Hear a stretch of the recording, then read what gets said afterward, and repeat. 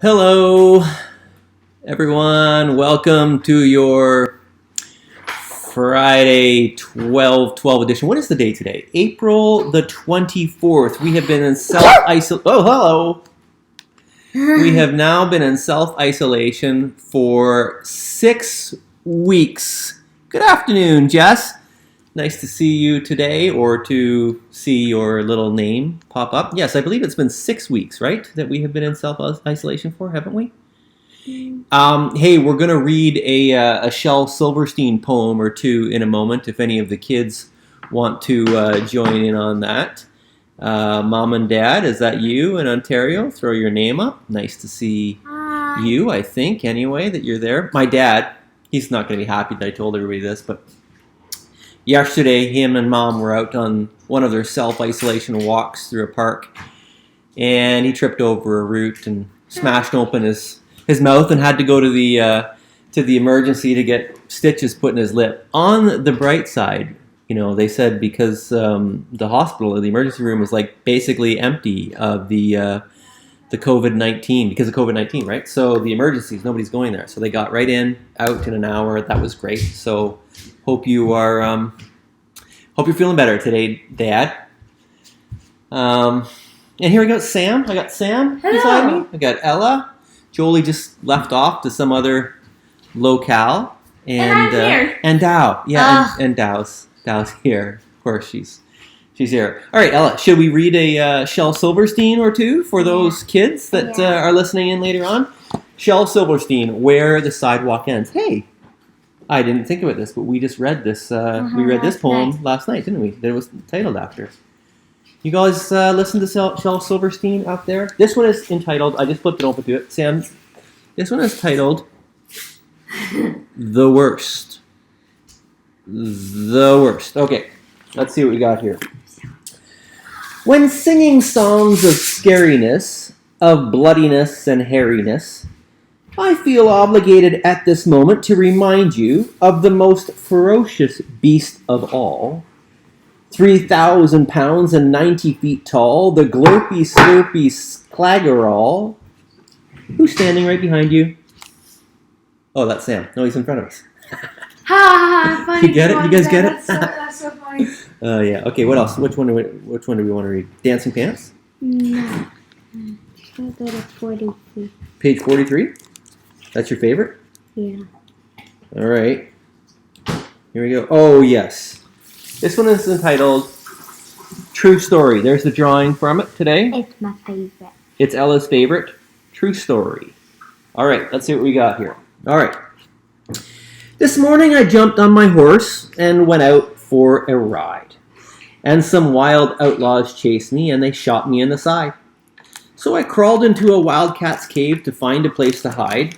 But some pirates found me sleeping there, and soon they had me tied to a pole and built a fire. Under me I almost cried, till a mermaid came and cut me loose and begged me to be my bride. So I said I'd come back Wednesday, but I must admit I lied. Then I ran into a jungle swamp, but I forgot my guide. And I stepped into some quicksand, and no matter how I tried, I couldn't get out until I met a water snake named Clyde, who pulled me to some cannibals who planned to have me fried. But an eagle came and swooped me up, and through the air we flied. But he dropped me in a boiling lake, 1,000 miles wide, and you'll never guess what I did then. I died. I died. Let me turn the sound down over here. Yes, you want to pick another one out? See, maybe Declan's joining in on this. Mm-hmm. Is he? Hi, Declan. Oh yeah, Declan says hi. Okay, do you want to read another one?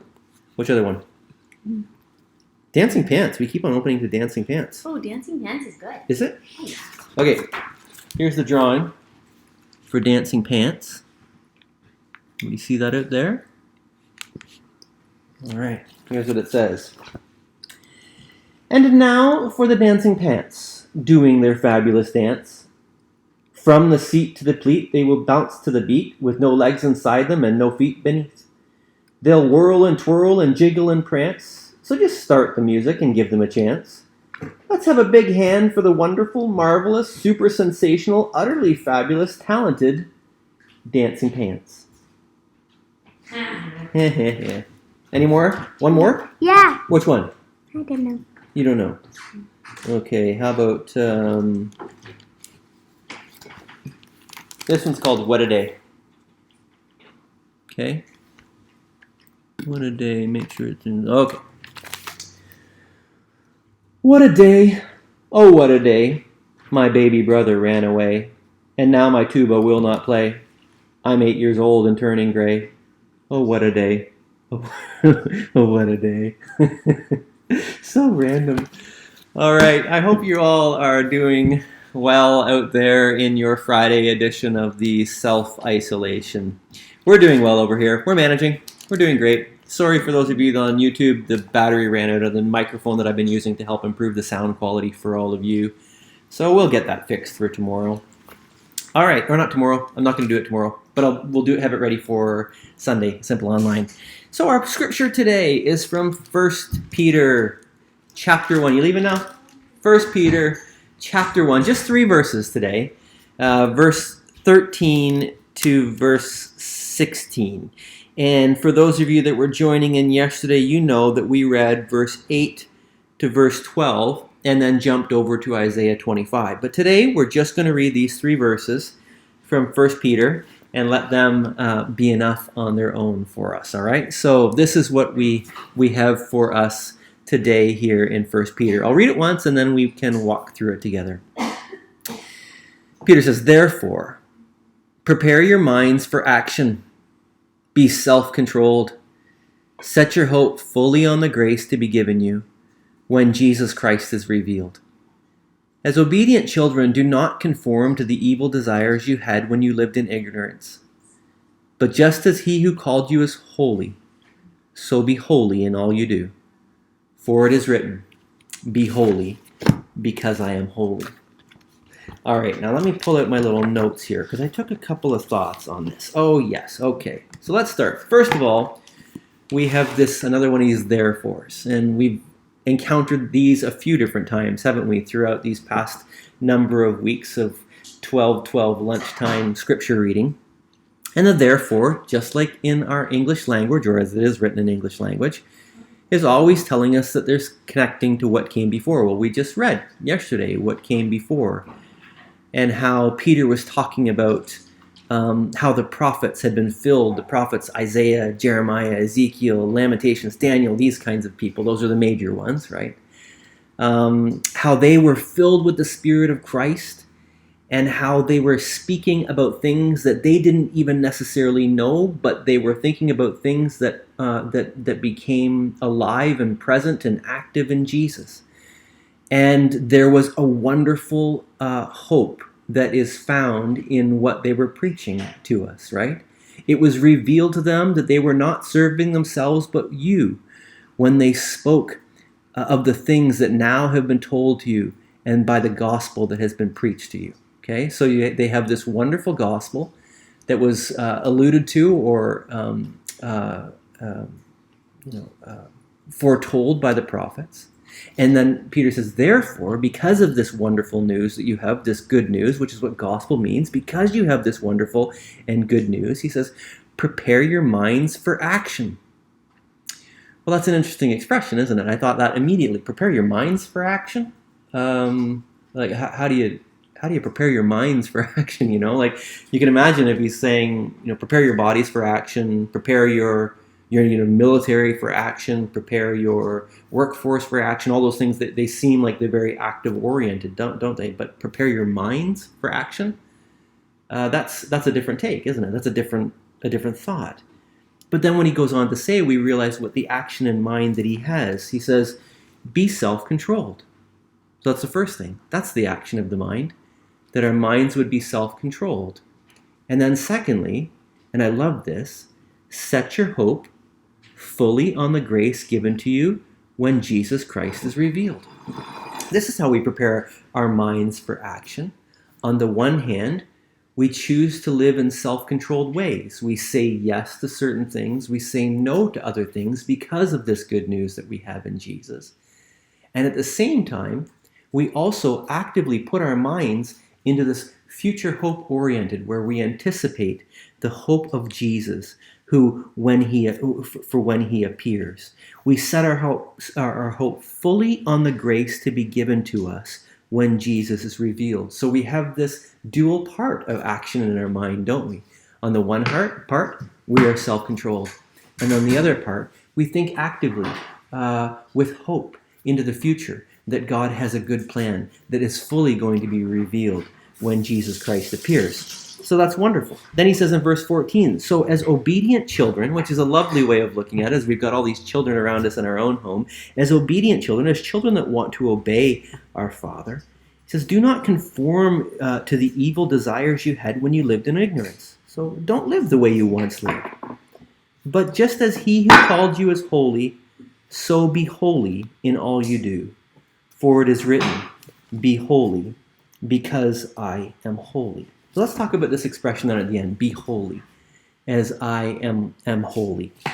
First of all, anytime I hear a command to be holy, I immediately remind myself of what the scripture says elsewhere, especially throughout the New Testament, right? That the activity of being holy isn't necessarily something that we just muster ourselves up into. I want to be self-controlled. I want to say no to certain things. I'm going to, darn it all, I'm going to live holy. But the scripture always says, no, it is Christ within you. It is by the Spirit of God that we are drawn out, that we are empowered, that we are equipped to live these holy lives. So we partner. It's like this dance. We partner with God who is present in us. We call upon the Spirit of God to give us power, to give us strength, to live these lives that are holy. It's not just a work yourself into this. That is not the Christian ethic. That is not what the Spirit of God does in us. The Spirit of God is present within us. We call out the Spirit of God. We say, Spirit, give me strength to live the Christ life. We are empowered by Christ who dwells in us, by his Spirit, to live a life of holiness, right? But the other angle on this, which I love, and I remember many years ago, this fellow named Graham Cook talking about this very passage. And he said, what if this be holy because I am holy isn't only a command, but what if it is also a blessing? So that it sounds different. Listen to the difference when we say this. On the one hand, be holy, call on the Spirit of God, live righteously, seek to be people that live in alignment with God's will for your life. That's one way, and that's probably accurate. But the other way is also this, the Father, and be holy. You are holy. The Spirit of God is in you. Christ has sanctified you. This is an active reality.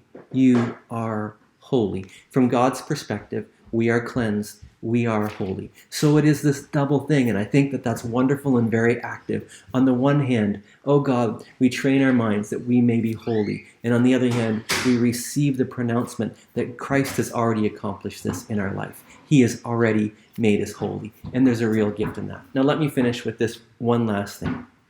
Because along with the Spirit of God and along with the blessing of holiness that God places upon us, I also recognize when I read this morning that for some people, we still are caught up, especially into activities that are habitual. Some of us are struggling with consuming too much alcohol, for example. These things that are addictions in our life. And when we read these words, we say, yeah, be holy. And yet then we go out and live our life and we call on the Spirit of God, and yet we are still bound up in these things and we can't overcome them. And I understand that that is very much a reality in people's lives. So what do we do there? Well, in those cases, we, yes, call on the Spirit. Yes, receive the blessing of the Lord who pronounces over us no shame and no guilt. And at the same time, though, we also are honest with the world around us, with the people around us, with the realities of our life. And we seek the help. If that's AA or whatever else it is, if it's counseling, we seek help to help deliver us out of these things that deeply entrench us. And I felt I wanted to encourage you in that this morning. Some of you are self-isolated, and maybe you are finding yourself, some of these habits and addictions are very present in your life, and you've never really fully been honest with those things. And in this season, maybe there's an opportunity for you to say, this is the reality of who I am. Christ has said, be holy.